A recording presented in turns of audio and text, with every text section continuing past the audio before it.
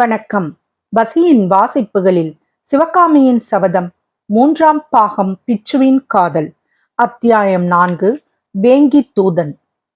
ஜெயந்தவர்மன் போய்விட்ட பிறகு புலிகேசி தன்னுடைய பிரதானிகளை பார்த்து, யானைக்கு ஒரு காலம் வந்தால் பூனைக்கு ஒரு காலம் வரும் என்பது எவ்வளவு உண்மை பார்த்தீர்களா?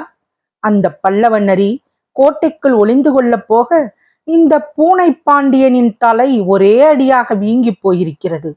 உத்தராபதத்தின் ஹர்ஷவர்த்தன சக்கரவர்த்திக்கும் மத்திய பிரதேசத்தின் வாதாபி சக்கரவர்த்திக்கும் இணையாக பூனை பாண்டியனும் தட்சிண தேச சக்கரவர்த்தியாக விளங்க வேண்டுமாம். ஆசையை பாருங்கள், ஆசையை.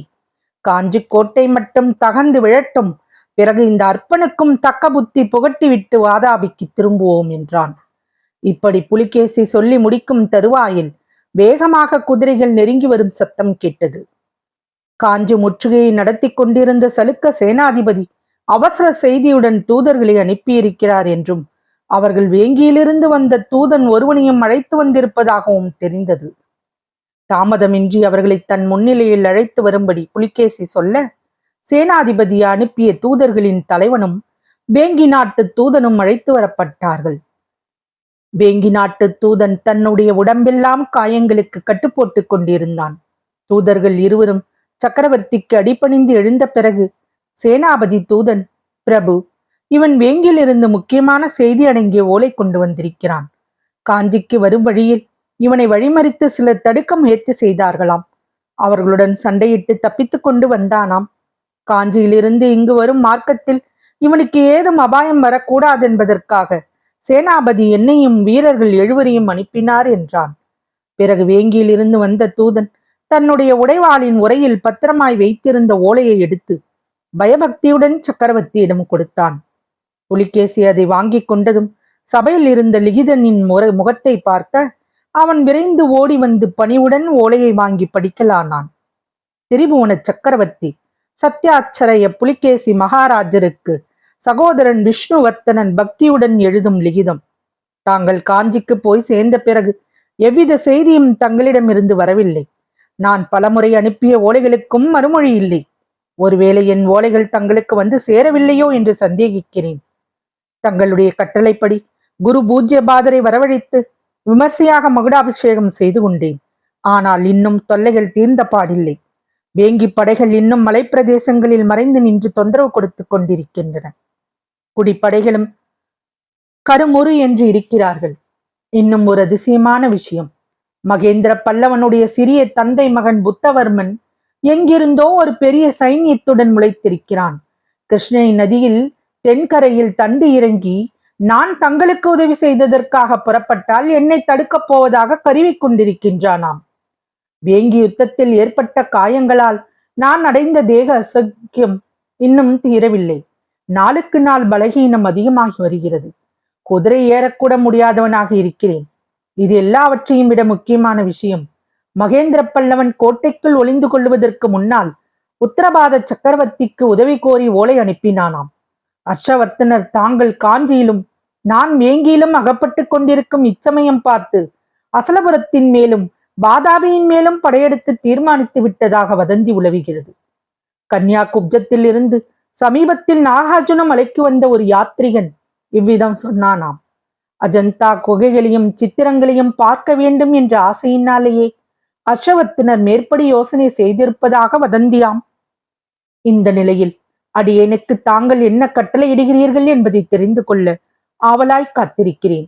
எது எப்படி இருந்தாலும் படையுடன் புறப்பட்டு வா என்று கட்டளையிட்டால் உடனே புறப்பட சித்தமாக இருக்கிறேன்.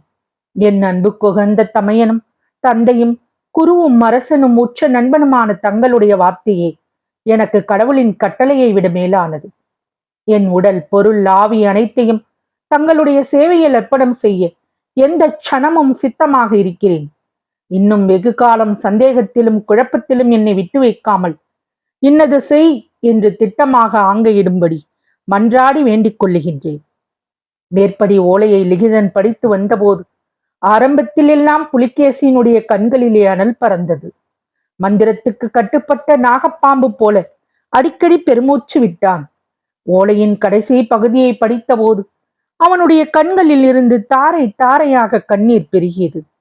என் அரும்பை தம்பி விஷ்ணுவர்த்தனா, உன்னை மறுபடியும் எப்போது காணப்போகிறேன் என்று அலறினான். சபையில் வீற்றிருந்த தளபதி பிரதானிகள் முதலியோர் யாரும் அவனுக்கு ஆறுதல் கூற முன்வரவில்லை. தாங்கள் ஏதாவது பேசினால் அதன் காரணமாக என்ன விபரீதம் நேருமோ என்னமோ என்று அனைவரும் கதிகலங்கிக் கொண்டிருந்தார்கள். திடீரென்று புலிகேசி புலம்புவதை நிறுத்திவிட்டு கண்களை துடைத்துக் கொண்டு சிம்ம கர்ஜனை குரலில், இந்த படையெடுப்பு நாள் பார்த்து கொடுத்த ஜோஷியன் யார்? இங்கே நம்முடன் வந்திருக்கிறானா என்று கேட்டான். நம்முடன் வரவில்லை, பாதாபியிலே தான் இருக்கிறான் என்று பிரதானிகளில் ஒருவன் சொன்னான். அப்படியானால் ஞாபகம் வைத்துக் கொள்ளுங்கள், பாதாபிக்கு போனதும் முதற்காரியமாக அந்த ஜோஷியனை யானையின் காலால் இடரச் செய்ய வேண்டும் என்றான் புலிகேசி. அதே சமயத்தில் புலிகேசியின் கோபத்திற்கு இரையாவதற்காகவே கொண்டு வந்தது போல ஒரு மனிதனை மேலெல்லாம் கயிற்றால் பிணைந்து கூடாரத்துக்குள்ளே கொண்டு வந்தார்கள். புலிகேசி, இவன் யார் என்று கர்ஜிக்க, காஞ்சியிலிருந்து வந்த தூதர் தலைவன், பிரபு, இவன் காஞ்சி ஒற்றன். நாங்கள் வரும்போது வழியிலே இவனை சந்தித்தோம், கட்டிப்பிடித்து கொண்டு வந்தோம் என்றான்.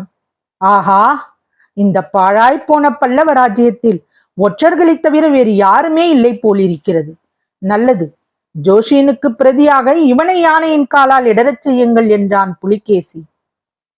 அத்தகைய கடுமையான ஆங்கைக்கு உள்ளான மனிதன் நமக்கு ஏற்கனவே தெரிந்தவன் தான்.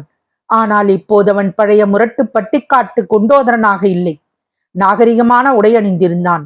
புலிகேசியின் நாங்கையினால் அவன் அதிக மனக்களத்துக்கு உள்ளானவனாக தோன்றவில்லை. தொடரும். பசியின் வாசிப்புகள் பிடித்திருக்கும் என்று நம்புகிறேன். எனக்கு சப்ஸ்கிரைப் செய்து, லைக் செய்து, ஷேர் செய்யவும். தங்களின் மேலான கருத்துக்களை கமெண்டில் பதிவிடவும். அதுவே எனக்கு உற்சாகமூட்டும். நன்றி.